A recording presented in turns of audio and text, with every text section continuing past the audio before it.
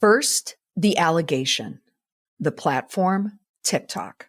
I never in a million years thought that I would be making this video, and I'm shaking because I've tried a couple different times and haven't been able to get my point across, but I don't like seeing abusers get platforms. And my abuser, Andrew Callaghan, also known as All Gas No Breaks, Channel 5, and whatever his new HBO show's called, I forget, has been plastered all over my news feed. And I've tried to come to him person to person and try to get him to take accountability for what he did.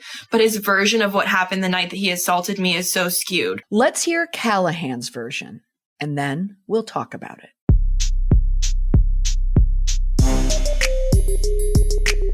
Welcome to the Indestructible PR podcast, where we use current events and tested media and PR strategies to help you prevent or manage a crisis and build an indestructible reputation.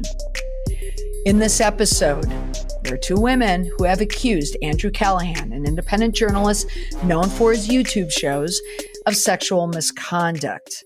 The problem? Public shaming all over TikTok. What Andrew Callaghan now needs to do is recover his reputation. But will a public figure be able to overcome this misconduct, like sexual assault, and continue in his role as a journalist? Let's listen to the apology, and then you can decide. Andrew Callaghan, the creator and star of the popular YouTube series All Gas, No Breaks and Channel 5, as well as the new HBO mockumentary This Place Rules, has recently addressed allegations of sexual misconduct. The 25-year-old YouTuber is known for his unique style of journalism and has gained a large following since his debut in 2014. Why this episode? On TikTok, I get requests all the time to cover apologies, and I recently posted a TikTok about Gwen Stefani claiming that she was, oh God, I'm Japanese. And in that video response, I noticed a lot of commenters asking about Andrew Callaghan. So what does a crisis communicator from my generation, whose family name is Callaghan, by the way, what do I do with this information? Because I don't know who this guy is, but enough people asked that I thought I need to dig into it. And as soon as I Googled him, I knew exactly who he was. So I knew of him, but I just did not connect the name. Because Callaghan has kind of created this brand of this new journalism, I thought this is a good analysis because Callaghan, he has thousands of followers on YouTube. I think over 5,000 followers on YouTube, but he's very popular in that video realm. And he's going to deliver a video apology. So I wanted to look into that video apology. Now, these accusations made about him showed up on social media, TikTok, and when things go to TikTok, that is a platform that is particularly dangerous for accusations because these accusations are being set to video. Back in the day, a lot of these accusations would come out on Twitter. So you had to accuse someone in under 180 characters, I believe. I believe that's what it was before it was 280. But, they're just words, right? But what TikTok does is it brings video. We see the person. We see the pain. We see exactly who they are. And when someone recounts a sexual assault or sexual misconduct, you are so drawn in. So it requires a very specific type of apology, a precision-like apology. And Callaghan delivered that. He released a statement, essentially talking about, the hurt that he may have caused, that he's devastated about these allegations. A number of his fans have come out to support him. They're citing their own experiences with him as evidence of his good character, though some have expressed their disappointment with the allegations. But this is really a story, or this is really analysis looking at what Callaghan said, how he said it, and why he said it. Because regardless of one's opinion on the matter, it's clear that these types of situations, not only raise important questions about consent and accountability and how we as a public should hold people accountable, but also it's how people in the public position should handle these types of allegations when they come out, because it's a reminder that no matter how successful or influential someone may be, on the one hand, yes, they're still human and they can make mistakes, but some mistakes are unforgivable and some are, but we need to decide which one applies and where it falls. And the apology goes a long way in deciding that. Now, I do encourage you to listen to an accuser's account on TikTok. I have a link in the show notes. Listen to her entire experience to really get a true sense of what's happening here. I didn't want to play all of it because there's just a lot of content between the apology and her particular TikTok. But I'm going to tell you, when I watched it, I was drawn in. You can't help but be drawn in to hear her explain exactly what happened to her and how she said no repeatedly to Callaghan. But in a way, he almost coerced her, groomed her into consent. So that, without a doubt, is a gray area. It's gray. But for me watching it, two things happened. One, I believed her. And the reason why I believed her is because in this video, I'm listening to her words and I'm seeing her and I'm hearing her explain what happened. And it is absolutely reasonable to think that something like that could happen. And the reason why I know it is because as I watched this video, I realized, oh my God, that happened to me. I had a long suppressed memory of the same thing happening to me, the same thing. Now, in the end, she said that she consented because she felt that she was just eventually just beaten down, but, just metaphorically, by his persistence. That piece did not happen to me, but the setup of it was the same thing. And I completely forgot about it.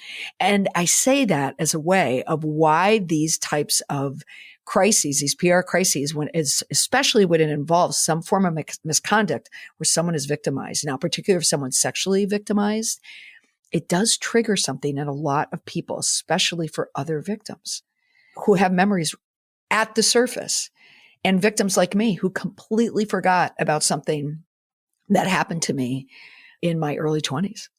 And I brought it back. And so what happens in Callaghan's apology, I can analyze it as a public relations professional and look at the words and determine if it works. But I'm also looking at it as a victim, someone who went through it. And I'll admit, I brought bias into my analysis of his apology.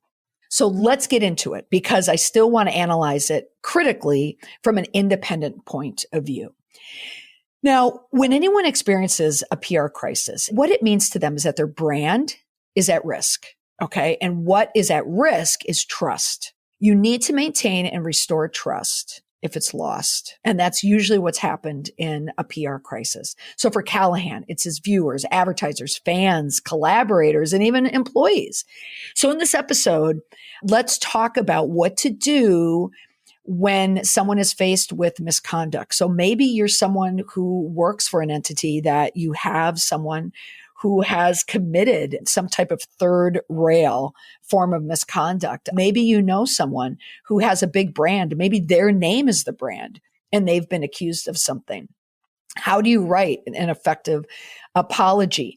Now, the first step is just simply determining, what to do if you're faced with this type of misconduct. What do you do? Okay. The question is, what do you do now? Or what should we do about it? So here's some questions to ask. Question number one, is the person newsworthy enough to release a statement? Is there a stakeholder out there, a group, an audience out there that needs to hear from this person? Many times the answer is yes. But let's say this is in town, and this is happening on a town Facebook page. That's a whole different scenario. We're looking at this if it's someone who is the face of a business, face of a brand, someone that is newsworthy. Like, will this be picked up someplace else? So then you need to determine, the answer is yes, you need to determine where you need to release that statement and when do you need to release that statement? And will the statement help you move past the PR crisis? Other considerations. What form does it take? Is it a written statement? Is it a written statement that's tweeted? Is it a video statement? Where does this video reside? Is it in Instagram stories and it goes away in 24 hours, or does it live? Does it leave a footprint? Is it there for good? Does it only live for 24 hours or 2 weeks and you take it down, or will it always be there, always gaining SEO, search engine optimization? In other words, is it Googleable that someone will always find it? Now, trying to get past a PR crisis is important to think about what is lost. And again, it's that trust. So when I'm crafting a response for someone, I'm thinking in my head, what would a reasonable person expect a reasonable person to do, or a responsible person to do facing this type of situation? I've said this before. Don't write apologies to your critics. You're writing to the public here. Okay. And we want the reasonable public. What will they do? And when you write these types of statements, for me and my clients, I use my indestructible PR response framework. It follows 3 things. You have to own it, you have to explain it, and then you have to promise it. All 3 of those in that order will create a statement that will help you navigate whatever situation it is. Now, the problem with creating these statements, they're easy, by the way. They're easy. Writing a statement is easy. What makes it difficult and what makes apologies hard is that shame and ego and pride, they get in the way. Also, the legal considerations. So now let's go to Andrew Callaghan. What did he do? He released an over 4-minute apology video on his YouTube page, and he shared it to social media. I have the links in the show notes to the YouTube video and also to his Instagram account. So when we listen to this, I'm going to play clips from the apologies, coming in over 4 minutes. I don't want to play the whole thing, but I have enough of the clips that you're definitely going to get a sense of his apology. So right off the bat in his apology, he tells us what kind of statement this is going to be. And you can tell just from the optics. He's sitting in what looks like a living room, looks like an apartment or a townhome, looks like a room that a 24-year-old guy would live in. You see, the couch in the background, a blanket, sitting on there. There's looks like a garage sale print, on the wall. But also to note, he's wearing a Pitt sweatshirt. So here's a PR tip for just save yourself the headache. If you're doing any video response, don't wear merch. Do not wear merch. Don't cause a headache for someone else. It reminded me last month, I tweeted this, there was a Massachusetts woman who was arrested for murder for allegedly poisoning her boyfriend with antifreeze. And when they took photos of her, when she was arraigned, she was wearing a Boston College hoodie. And I tweeted it as a Boston University alum. And also, a newly appointed adjunct professor. I had tweeted something about it. I mean, murder is serious, but anyone from BU who sees like a Boston College sweatshirt so clear. So still, we don't know if she's a graduate of the program, but at any rate, it's one of those PR mistakes that you want to avoid. Just don't wear anyone else's merch. But Andrew, he's just sitting there. He looks like a 25-year-old. So someone probably told him, and we'll get into this in a bit, just dress how you would normally dress. So he just threw on a hoodie, but it would just be a lot easier just to use one that doesn't have any branding on it. So the optics are good. We absolutely get the feeling that this is a guy sitting down, looking in his computer to film this apology. It doesn't need to be highly produced like Will Smith. It needs to be just Andrew being Andrew in the place where he inhabits. All right. So now let's get into the clips. I'm going to play clips that are going to show the own it and the explain it. That's where I'm going to spend all the time, because the promise it is important because it gets you through the crisis. But these 2 are where the consequence lies. If you get it right, you can get through it. If you get it wrong, you're not. It's as simple as that. So let's start with the own it piece of it. This first clip is how we are starting off the apology. Take a listen. I never thought I'd make a video like this, but I think there's an important conversation to be had, and I just want to be fully accountable, honest, and transparent with all of you guys. So I'd like to start by thanking every single person who's came out in the past week to speak about different ways in which my behavior has made them feel uncomfortable or pressured during a sexual situation, and to people who said that I've made unwanted advances and had a hard time with rejection. I'm sure this was not easy to do. It's never easy to speak out. And it was hard for me to hear as well, because to be honest with you, up until this point, I didn't even really realize that I had this pattern. In these first few words, we are looking for someone who's going to take ownership. But in this clip, there's a nuance to it. While he seems to be owning up to it, he's actually contextualizing it. Perhaps he misconstrued the allegations of sexual assaults. He got confused maybe by mixed signals. He's setting a stage that tells us, did someone help him? Likely, because this is where precision comes into play. Even though he is saying it and reading it in a way that seems very top of mind, it's like an off the cuff response. And I have to be honest here, he does a very, very good job of not reading a statement, but speaking a statement. I was looking at his eyes. I was looking at his mannerisms. He had, in my opinion, talking points on his screen that he was not reading to. Now, the reason why I think he was successful in this, and I encourage you, if you care about this stuff, watch the video, is because he has a background in video. So that's why someone with this type of technical video acumen is going to do a better job in this type of an apology. It's going to come across as more authentic. Now, in this next clip, he's getting to the apology for something. So take a listen. I'd also like to apologize for my silence. I think that when this stuff first came out, I was in a state of denial and shock. I was, just riding the high from my movie that just came out. And then within 48 hours, I was denounced by my closest collaborators. And my name was printed in 40 different news outlets next to the words sexual misconduct. And I just kind of spiraled into a mental health crisis. What we heard there was some framing. He mentioned a movie. We got to drop the movie. He's denouncing behavior, but we're getting the sense of a woe is me narrative. People, worrying about his name being side by side, other people accused of sexual assault. And this is where a lot of people go wrong in public apologies and public statements. They cannot help but get into the woe is me piece of the apology.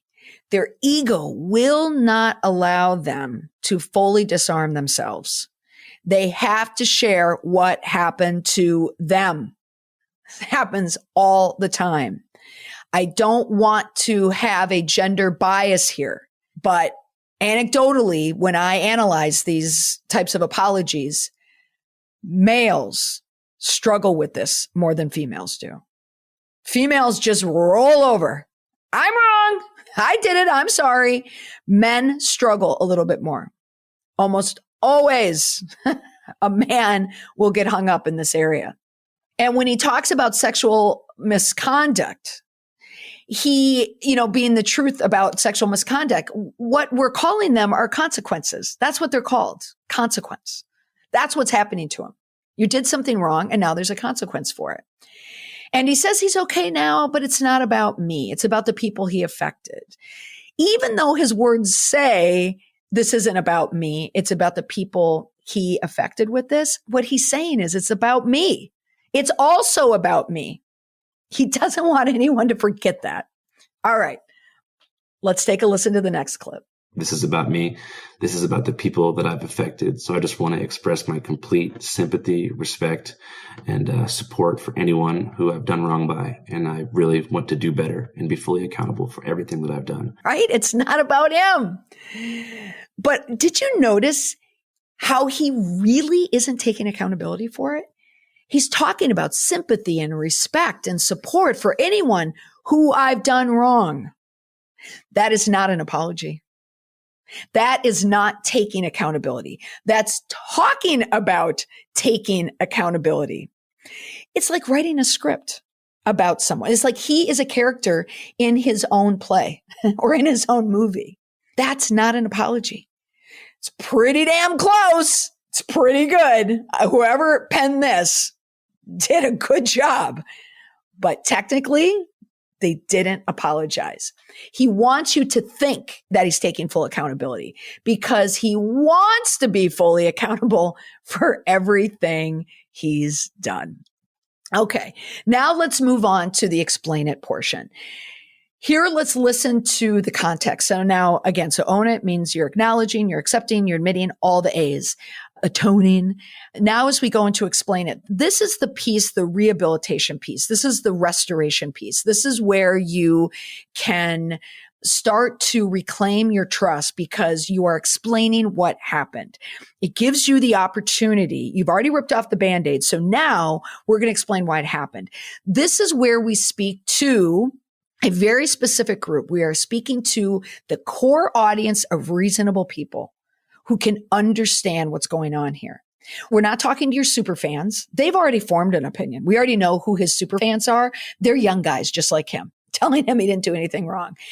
And you're not necessarily speaking to the victim as well at this point. That person should have been spoken to in the first section in Own It. That's who you're talking to. And he missed it. So here now, you want to speak to reasonable people who can understand where you're coming from. So let's take a listen to him putting context to what happened. So that being said, I want to make a few things clear. I've always taken no for an answer. As far as consent, I've never overstepped that line. But, I think I want to have a more nuanced and important conversation about power dynamics, pressure, and coercion. Because, like I said, I think for a long time, I was behaving in a way that I actually thought was normal. You're going to hear, so that being said, that is Callaghan's trigger phrase. That is you hear, I think, one of my first podcasts was about filler words and filler phrases. Whenever he has to navigate to a difficult sentence, when he makes that transition, he uses the filler phrase of, so that being said. But anytime you hear, so that being said, you know that we're headed into some explanation stage. So he wants to make things clear that he thought persistence was a form of flattery. Going home alone was like being a loser. He's speaking to what audience? Did you say 25-year-old guys? Like bros? People like him? His fans? That's who he's talking to right there. He is trying to build that support of people who understand and believe him. He wants to speak to people who can reasonably understand that 25-year-old guys can be sex pests, that they can make wrong decisions because you know what? It's, boys will be boys. So that's what he's writing to. That's what he's speaking to. Listen for the framing in this next clip. See if you can catch it. Going home from the bar alone made you a loser. I thought that persistence was a form of flattery. And I thought that, if at first somebody was reluctant, they're playing hard to get, just try harder. And if you think someone's feeling you, make a physical advance and see if they go with it. And I think that especially I realized when so many young people, especially young men, rushed to defend me when this stuff first started coming out, that this type of sex pest behavior is normalized. And a lot of people think this stuff is normal when I don't think that it is. And I think that I want to be fully responsible for not having a fluid understanding of consent and what enthusiastic two-way consent looks like. Now you got it, right? He named it. He named the group who he wrote the statement for. Young men who are already defending him. That's who he's talking to. Not the victims. Just fellow sex pests. That's who he's writing this for. So before he acknowledges he was wrong about his sexual conduct, he had to normalize it by adding other guys into it. So it's not just him. All guys behave this way. All of us do it. And then he denounces it. It's normalized because this is what society allowed us to do. This is what women allowed us to do. But now I get it. This happened. So everything's changed. So now I can't do it anymore.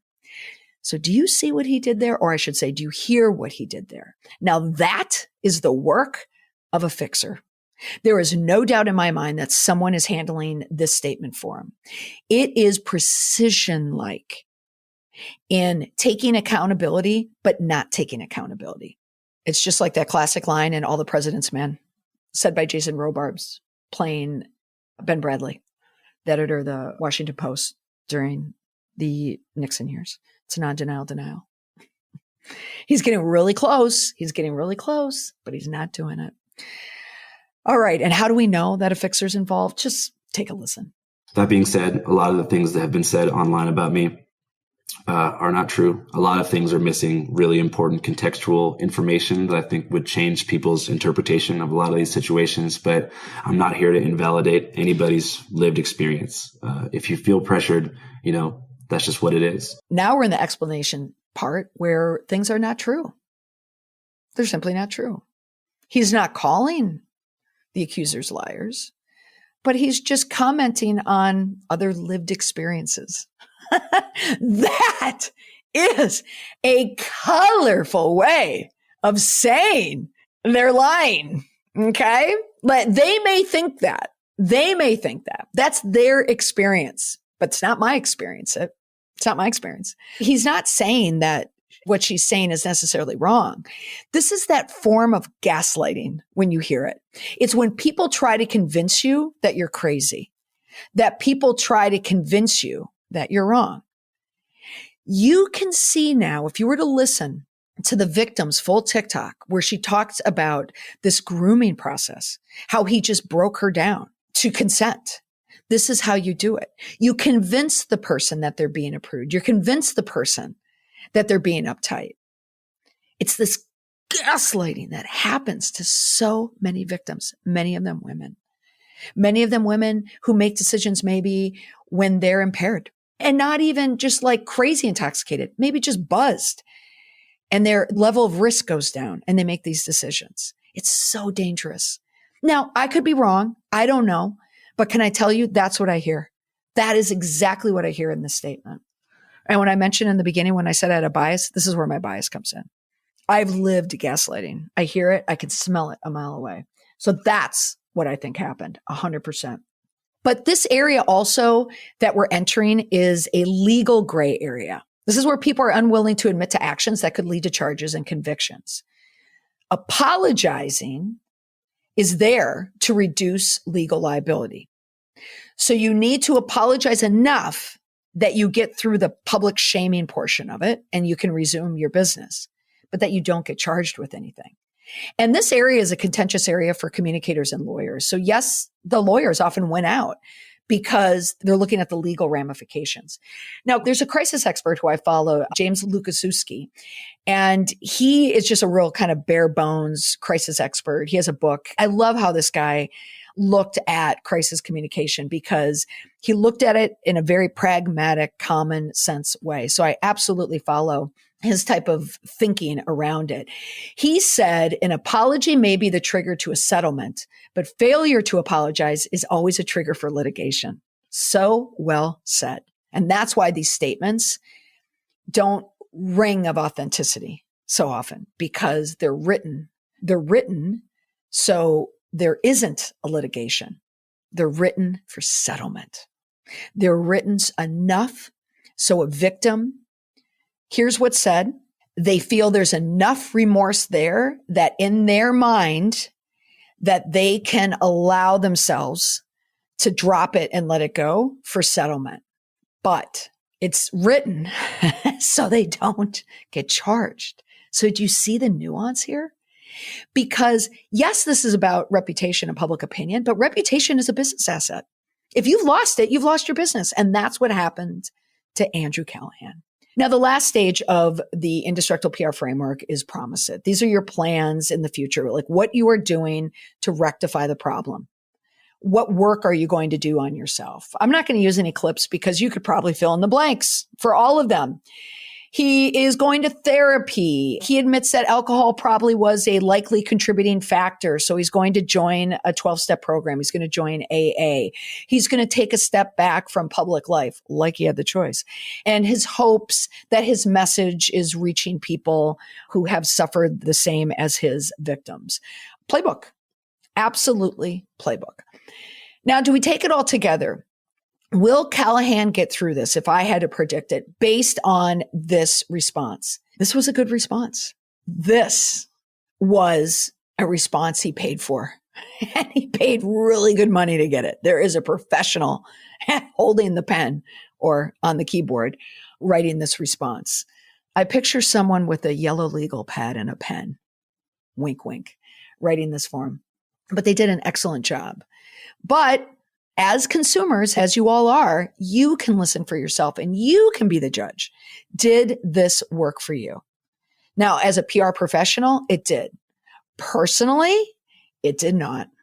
I think Andrew Callaghan is guilty of everything he did. And I think only a few people came out and said something.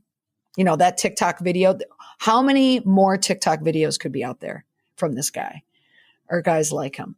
Now, will he come back and fully resume his career?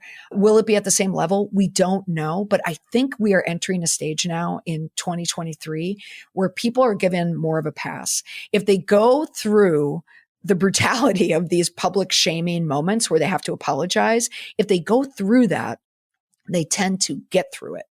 They get through the crisis. So I think he will. I think this apology, in air quotes, did the job. But I'll admit, this guy, I followed his YouTube channel. I don't anymore. And when I see this guy, I'm going to have a trigger reaction when I see him, just like the woman at the beginning of this episode. So I've just explained that Andrew got through the apology. To get into the specifics of why he is going to get through the apology. Now, did he say what he was apologizing for? No, he was too vague. Did he make it clear who he was apologizing to? No. He just apologized to women in general. He did not apologize really specifically to his victims. Did he express remorse? Yes, I think he did. Did he emphasize it with feelings? Yes, I think he did a good job with that. He was quick. There wasn't much of a delay there. He did give assurances that it won't happen again, I think. And will he rectify it? Yes. So he passed the bar from a legal standpoint. I think he absolutely did. Now, in every episode, I leave you with one indestructible PR tip. It's like an easy to remember takeaway to help you build an indestructible reputation. And here it is. At the root of all the PR crises, like this one with Andrew Callaghan, is betrayal. When there is a person who has been betrayed, they want justice. And many times their justice is dismissed as being irrational, crazy even. But injustice needs a voice. They need to be heard. They need someone to fix it. And it's very difficult to go up against that. So you don't need to focus on writing the perfect statement to get away with your misconduct if you conduct yourself in a manner that does not create the PR crisis in the first place. That's all for this week on the podcast. Thanks for listening. Bye for now.